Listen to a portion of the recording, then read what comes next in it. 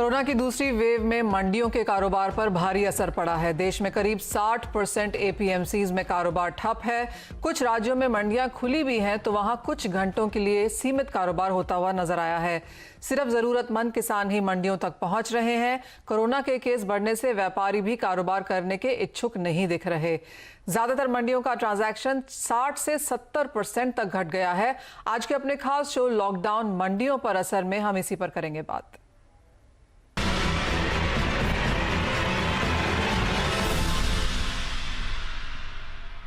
चर्चा में हमारे साथ जुड़े हैं बीकानेर एपीएमसी के पूर्व चेयरमैन पुखराज चोपड़ा, लसलगांव एपीएमसी के डायरेक्टर जयदत्त होलकर, कृषि जीवन एग्रो फार्मर्स प्रोड्यूसर्स की एमडी प्रियंका शेलके और पृथ्वी फिनमार्ट के डायरेक्टर मनोज जैन। आप सभी का कार्यक्रम में स्वागत है। काफी दिक्कत वाला समय है। अप्रैल का पूरा महीना हमने लगातार यहाँ पर केसेस बढ़ते हुए देखे और कामकाज कम होते होते ठप होता हुआ नजर आया यहाँ पर काफी मंडियों में।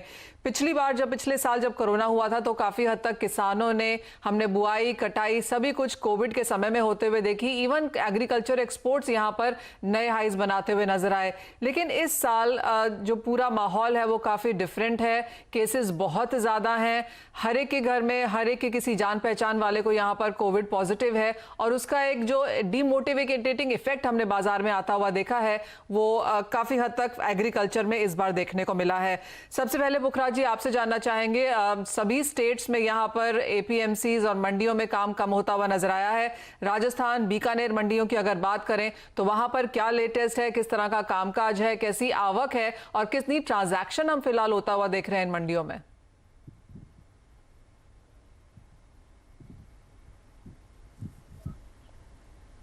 पुखराज जी ये सवाल आपसे है।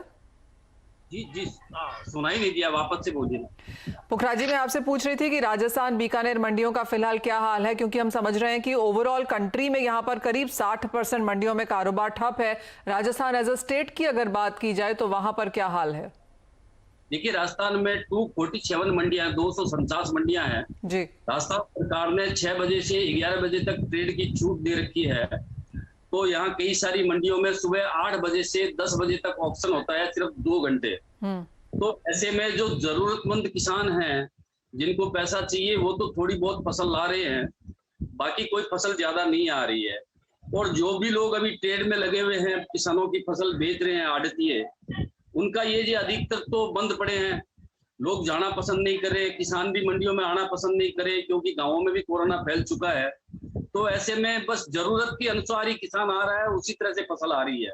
मनीष जी, लगभग सारा व्यापार ठप सा ही है।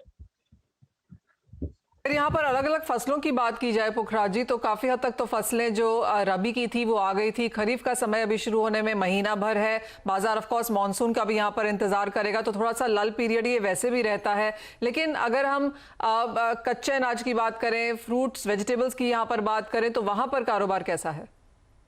देखिए, वहां भी कारोबार कमजोर है। सब्जियां जहां तक है, अब राजस्थान की जहां तक मैं बात करूं, कम से कम सब्जियों का प्रयोग हो रहा है। सब्जियां भी 6 से 11 बजे तक खुली है, उसके बाद में खुली नहीं है। ऐसा नहीं है कि सब्जियां भी पूरे दिन खुली रहे।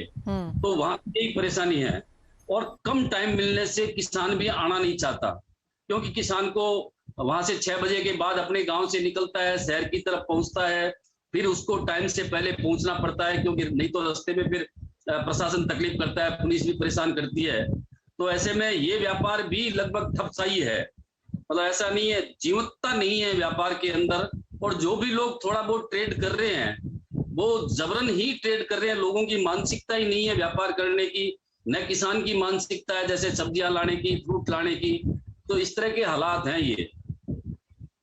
हम यहाँ पर मंडियों की बात भी करें तो जैसे आपने कहा कि काम यहाँ पर काफी कम है, आवाजावक भी यहाँ पर काफी कम हो चुकी है। तो अगर हम ट्रांजैक्शन लॉस की अब यहाँ पर बात करें, क्योंकि ये समझा जा रहा है कि काफी सेक्टर्स में सभी बिजनेसेस में यहाँ पर फिलहाल पिछले साल का नुकसान